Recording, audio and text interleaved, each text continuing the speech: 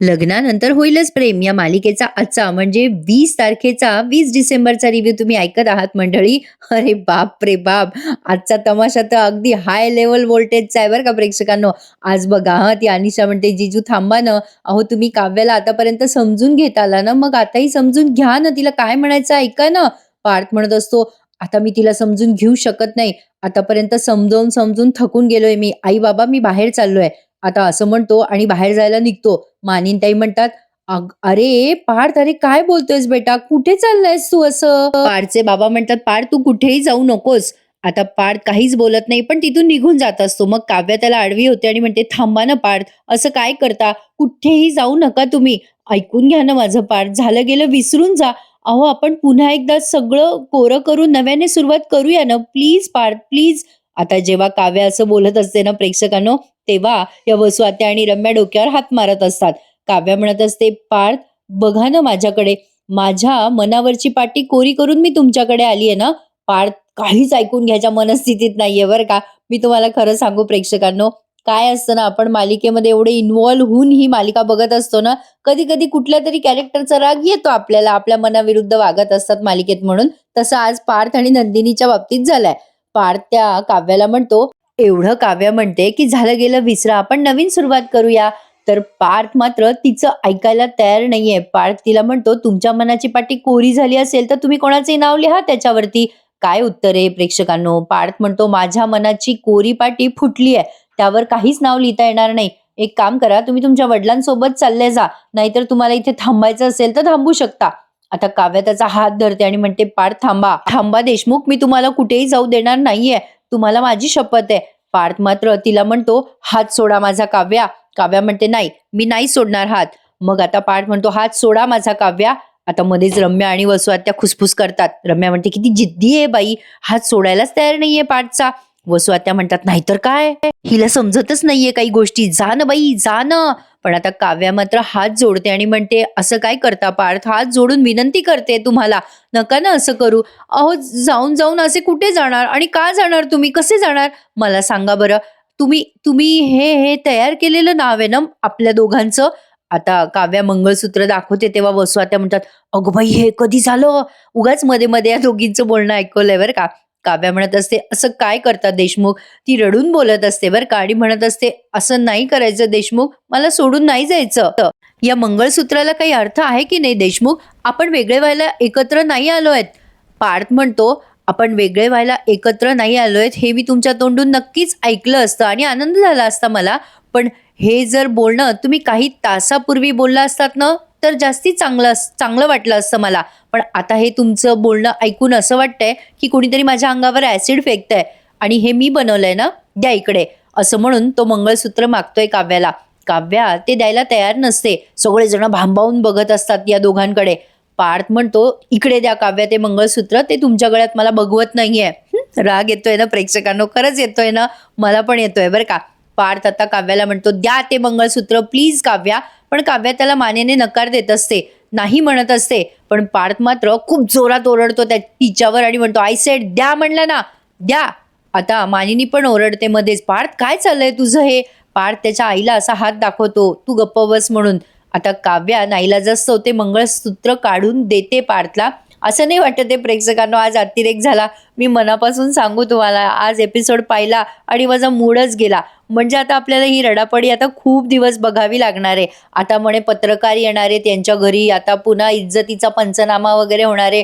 किती तो अतिरेक प्रेक्षकांनो. तसं पाहायला गेलं तर हा या जोड्यांमधला वैयक्तिक प्रश्न आहे, पण त्याचा बाजार करून ठेवलाय या मालिकेमध्ये. असो, काय बोलणार आता, हे सगळं आपल्या सगळ्यांना अपेक्षित होतंच. आपण मालिकेच्या कथेविषयी आणि पात्राविषयी चर्चा करतोय बरं का. पार्थ आता त्या काव्याला मंगळसूत्र मागतोच. काव्या जरा भांबावून जाते, पण हा सीन त्यांनी खूप स्लोमो मध्ये घेतलाय.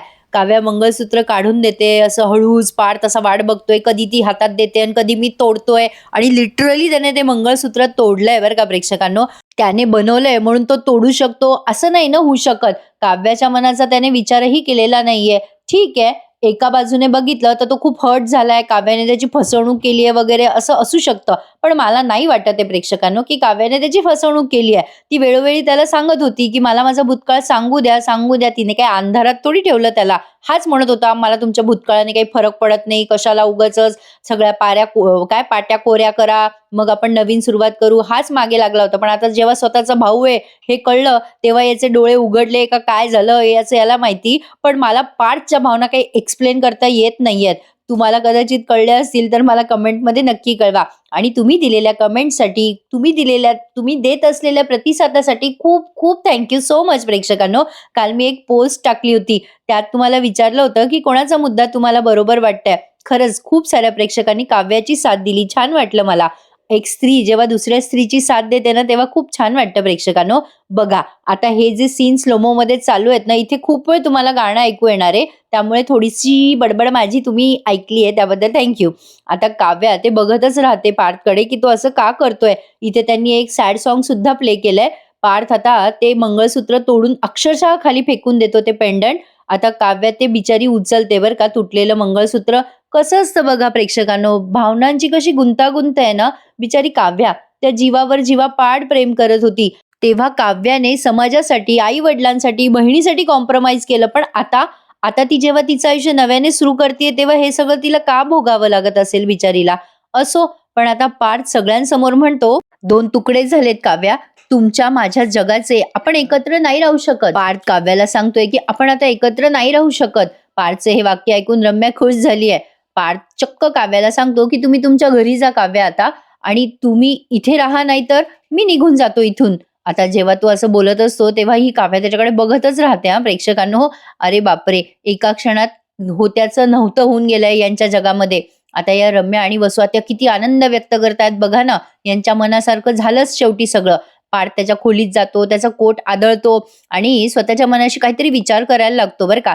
आज एवढा ड्रामा रंगवलाय प्रेक्षकांनो यांनी. खरं तर हा आतताई पणाचा हा जो ड्रामा आहे ना, इतका रंगवायची गरज नव्हती असं माझं प्रांजळ मत आहे बरं का. नंदिनी आलीये खाली तिची बॅग घेऊन. जीवा तिला म्हणत असतो, "अगं नंदिनी जाऊ नको गं." तिने आपली ती सिंगल साडी हातात आणलीये, बाजूला बॅग आहे. ती साडी टाकली तिने खाली. त्या जीवाने घेतली होती ना तिच्यासाठी ती साडी. आता ती साडी खाली फेकली तिने आणि ती साडी ती लिटरली जाळते बरं का. सगळे रोकत असतात तिला, "नंदिनी अगं असं करू नको नंदिनी. अगं काय करतेस तू हे?"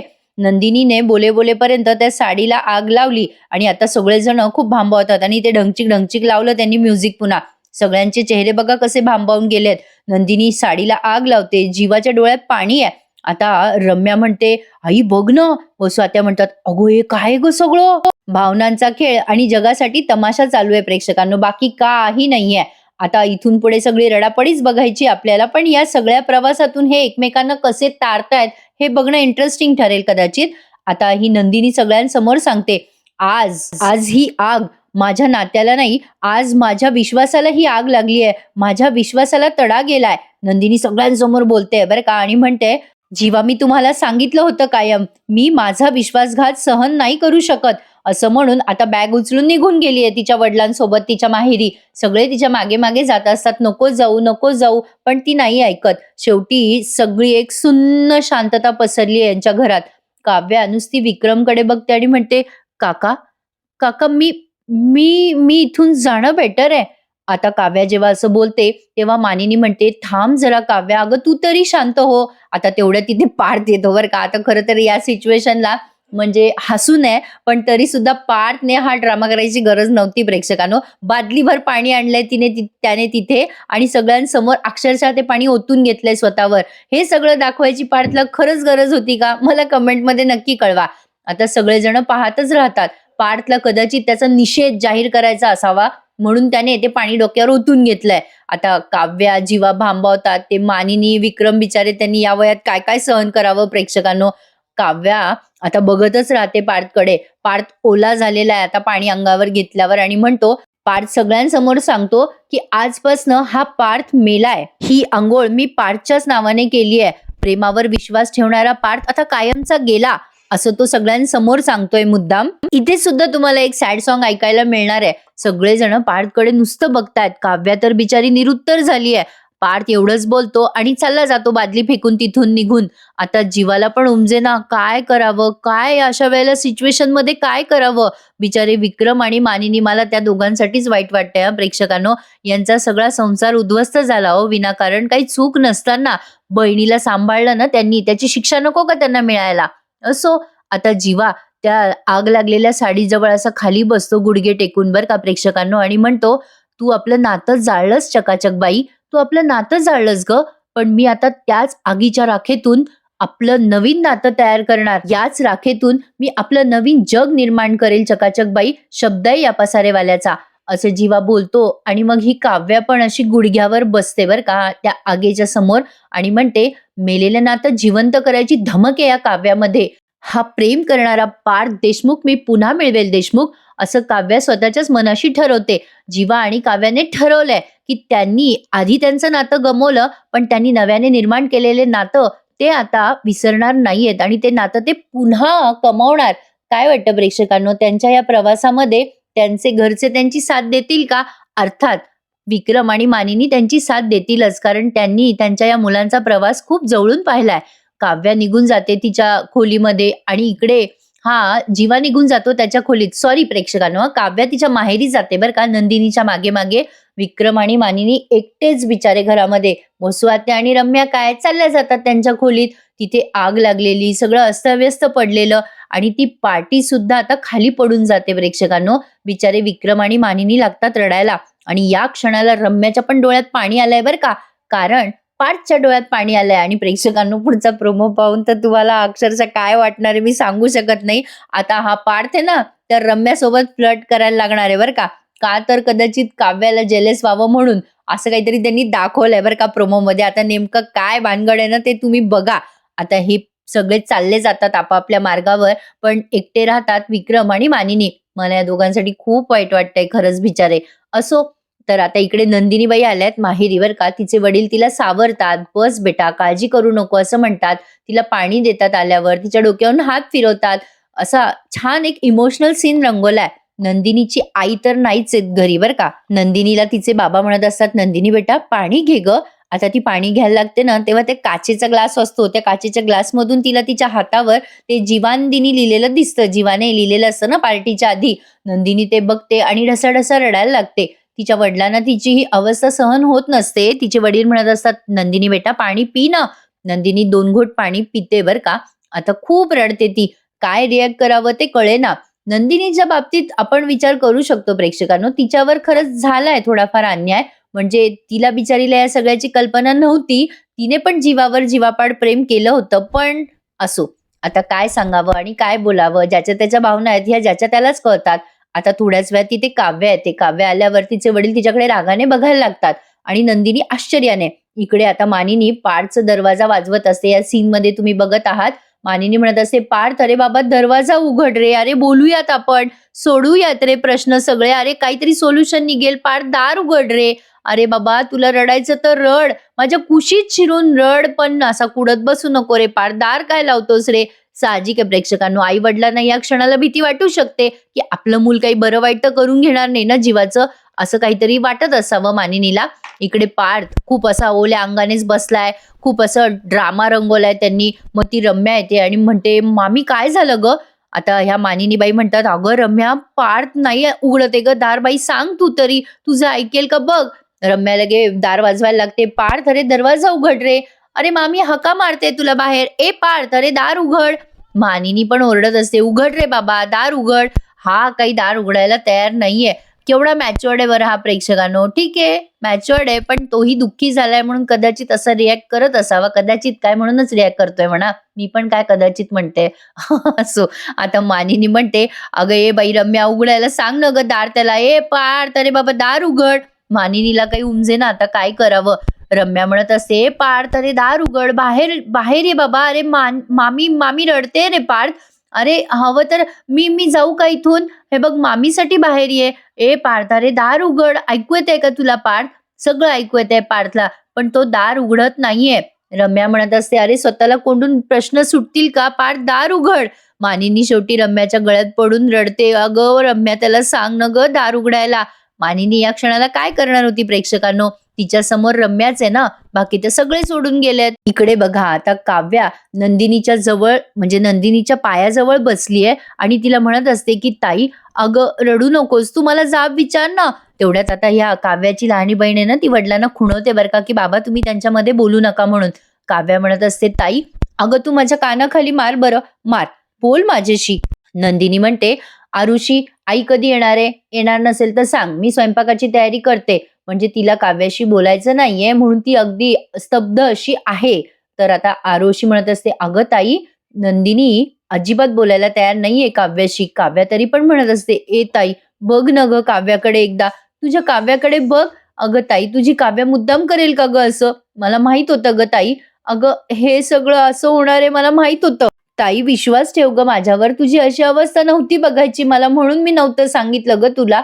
अगं ताई, तुझ्या चेहऱ्यावरच्या अश्रूचं कारण मला नव्हतं व्हायचं गं, म्हणून मी हे सगळं लपवलं गं.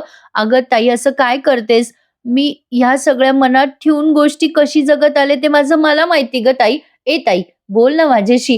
प्लीज, प्लीज बोल." ती हात जोडत असते बरं का बिचारी काव्या आणि म्हणत असते, "भांड माझ्याशी ताई, जाब विचार मला. सगळ्या गोष्टी मला बोल, पण माझ्याशी बोल गं ताई, बोल ना." नंदिनी मात्र पुतळ्यासारखी उभी आहे. ती बोलायलाच तयार नाहीये काव्याशी एक शब्दही. असो, ती हर्ट झालीये म्हणून काय सांगू तुम्हाला प्रेक्षकांनो, मला असं होतंय एपिसोड पाहिल्यानंतर वाक्य काय बोलावे ते मी शोधायचा प्रयत्न करते. आता माझं कसं आहे प्रेक्षकांनो, जे आपले जुने सबस्क्रायबर आहेत त्यांना माहिती आहे, उगा काहीतरी मालिका द्यायची म्हणून मी कधीच देत नाही. मनापासनं जेन्युइनली तुम्हाला जे वाटतं ते मी शेअर करत असते. इकडे जीवा पण टगमग करत असतो बरं का. त्याला उमजेना आता काय करावं, कसं करावं, नंदिनीला कसं परत आणावं. आता तो दरवाजाकडे सारखा जाऊन बघत असतो, पण त्याला काही समजेना. काय करावं, काय नाही त्याची तगमग खूप वेळ दाखवली आहे त्यांनी. आता इकडे काव्या सारखी म्हणत असते, "बोल ना ताई माझ्याशी, बोल ना." आणि मध्ये-मध्ये जीवा दाखवलाय. आता अचानक काव्याच्या हातून ते घड्याळ दबतं बरं का नंदिनीला मनवताना आणि तिकडे जीवाला ती रिंगटोन जाते. आता त्यांची ती स्पेशल घड्याळ आहे ना, ते मिस केलं की घंट्या वाजतात एकमेकांच्या घड्याळीत, तसला काहीतरी प्रकार झालाय. जीवाचा गैरसमज होतो की नंदिनी त्याला मिस करते आणि जीवा आनंद व्यक्त करतो, "अरे वाह! याचा अर्थ नंदिनी मला मिस करतीये म्हणजे आत्ताच्या आत्ता जाऊन तिला भेटतो. म्हणजे नंदिनी मला माफ करेलच." असं म्हणून आता हा निघायला लागतो नंदिनीकडे जायला. खाली आल्यावर बघतो तर काय, या दोघी जणी आरडाओरडा करत असतात ना मानिनी आणि रम्या, "अरे बाबा पार दार उघड, दार उघड." जीवा त्यांच्या जवळ येतो आणि म्हणतो, "काय झालं आई? तुम्ही दोघी अशा का रडताय? काय झालं?" रम्या आता त्या जीवावर उलटते बरं का आणि काहीच्या काही बोलायला लागते त्या जीवाला आणि म्हणते, "तू विचारतोयस जीवा? अरे तुझ्यामुळे आणि काव्यामुळे पार्थला स्वतःने पार्थला कोंडून घेतलं ना. मी आणि मामी केव्हाची हाका मारतोय त्याला, तो रिस्पॉन्सच देत नाहीये. ए बाबा पार्थ दार उघड रे."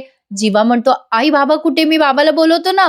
आता लगेच ही मानिनी म्हणते, "अरे बाबा दवाखान्यात घेऊन गेले रे, पिहूला ताप आलाय म्हणून." "अरे आता काय करायचं जीवा?" जीवा म्हणतो, "आई तू इतक्या वेळेचं मला का नाही बोलवलं? सरक बाजूला, मी उघडतो दरवाजा." आता ती रम्या लोटते बरं का जीवाला बाजूला आणि साईडला घेऊन जाते आणि म्हणते, "ए जीवा, बंद कर तुझी नाटकं. काय चाललं रे? पार्थ बद्दल तुला काळजी वाटते, हा दिखावा करायचा प्रयत्न पण करू नकोस. इतक्या दिवसात एकदा तरी तुझ्या भावाचा विचार केला का रे जीवा तू, हा? अरे हिला कोणी अधिकार दिला एवढा बोलायचा मला कळत नाहीये." रम्या आता जीवाला म्हणते, "पार्थने सगळ्यात जास्ती जीव कोणाला लावला होता घरात? तुला आणि त्या काव्याला ना. आणि तुम्ही काय केलं रे? तुम्ही दोघांनीच त्या बिचाऱ्याला आयुष्यभराची जखम देऊन टाकली आहे. पार्थच्या भावना चिरडून टाकल्यात तुम्ही. एक वेळेला पार्थ तुम्हाला माफ करेल, पण या घरातलं कोणीच तुम्हा दोघांना माफ करणार नाही लक्षात ठेव." हिनंच डिसिजन सांगून टाकला बरं का सगळ्यांचा. आता जीवाला येतोय रम्याचा राग आणि यावरच त्यांनी आजचा हा एपिसोड संपवला. आता पुढचा प्रोमो बघा. पुढे अजूनही पार्थ दरवाजा उघडत नाहीये. मानिनी ते दरवाजावर वाजवत असते थापडा. आता रम्या त्या जीवाला देते धमकी, "ए जीवा, तुझ्यामुळे पार्थला काही झालं ना तर तुला मी सोडणार नाही." आता ही फॉर्म मध्ये आली आहे बरं का प्रेक्षकांना. आता काव्या गेली म्हणल्यावर हिची लाईन क्लिअर झाली ना. आता इकडे नंदिनीचे वडील म्हणत असतात, "नंदिनी मी तुझी साथ सोडणार नाहीये, पण मी काव्याला कधीच माफ करणार नाही लक्षात ठेव." आता पार्थने दरवाजा पण उघडला आणि रम्यासोबत लॉंग ड्राईव्हला चालला वाटतं. ती रम्या म्हणत असते पार्थला, "ए पार्थ, अरे असं काय करतोस? मी तुझी साथ कधीच सोडणार नाही रे. मैत्रीण म्हणून तू माझ्याशी सगळं शेअर कर." लगेच पार्थिला म्हणतो, "तुझं प्रेम आहे ना रम्या माझ्यावर अजूनही?" आता याला काय करायचंय पुढे? कसं आहे ना प्रेक्षकांनो, पार्थला बाकीच्या सगळ्या चालणार आहेत, पण फक्त काव्या त्याला चालणार नाहीये. म्हणजे या रम्याने एवढं कारस्थान केलं, वाईटल तशी वागते ती, मनाला येईल तशी ही चालते पार्थला, पण काव्या नकोय. वा रे वा जग. काय बोलू आता प्रेक्षकांनो, खरंच माझे शब्द आणि वाक्य संपवून गेलेत आता आजचा रिव्ह्यू पाहिल्यावर. काय बोलावं उमजेना. बघा आता काय काय तमाशे दिसताय आपल्याला पुढे. Happy weekend to all of you प्रेक्षकांनो. उद्या भेटूया दुसऱ्या पुढच्या रिव्ह्यू मध्ये. कसा वाटला आजचा हा रिव्ह्यू मला कमेंट मध्ये नक्की कळवा. तुमच्या कमेंट्स आल्या ना तर मला लई भारी वाटतं. चला तर मग भेटूया उद्या पुन्हा एकदा. तोपर्यंत टेक केअर. धन्यवाद.